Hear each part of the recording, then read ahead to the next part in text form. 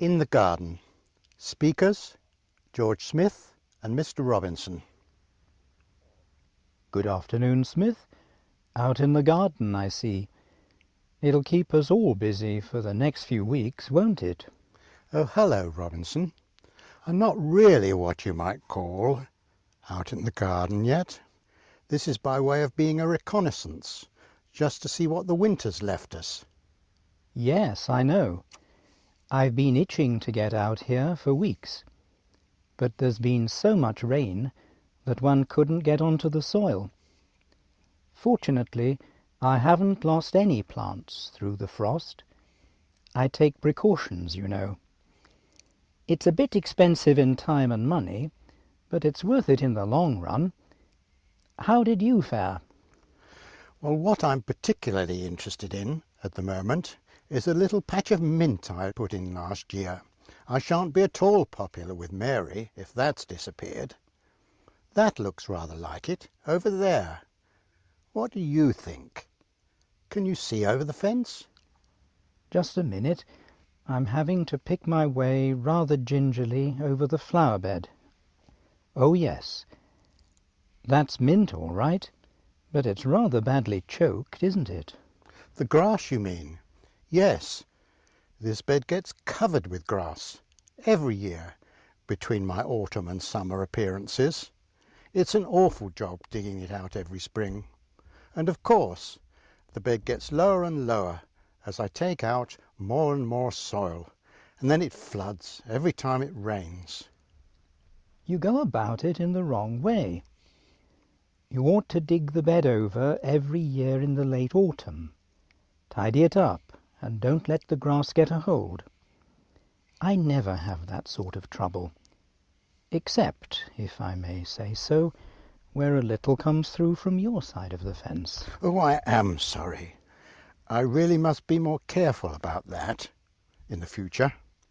You seem to manage to keep your garden in such a disciplined state. Nature wins hands down every time with me. It's a matter of time and patience, you know. You may have noticed that I'm out here most evenings when it's light, not to mention nearly every weekend.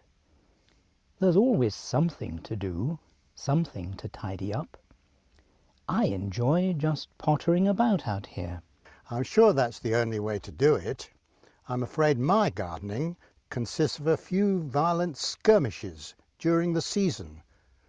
By the way, Mary and I have been intrigued by the splendid hole you've been digging over there for the last few days. Are you sinking a mine by any chance? Good gracious, no. You will have your joke. I've been busy constructing an ornamental pond.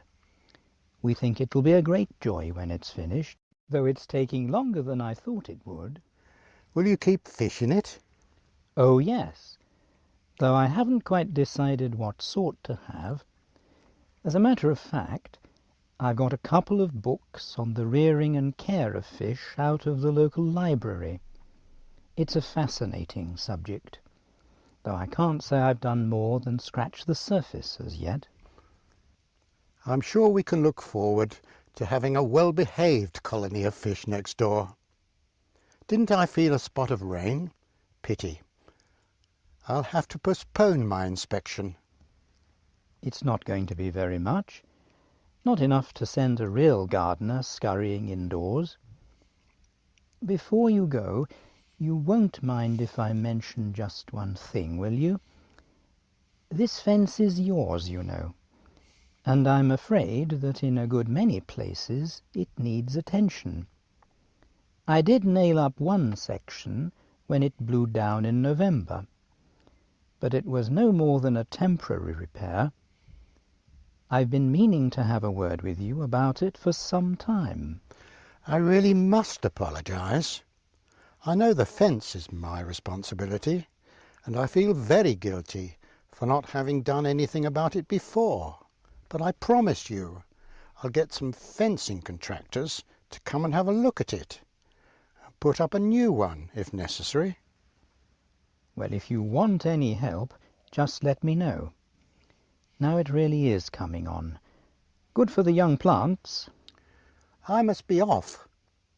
I'll see you again during the next fine spell.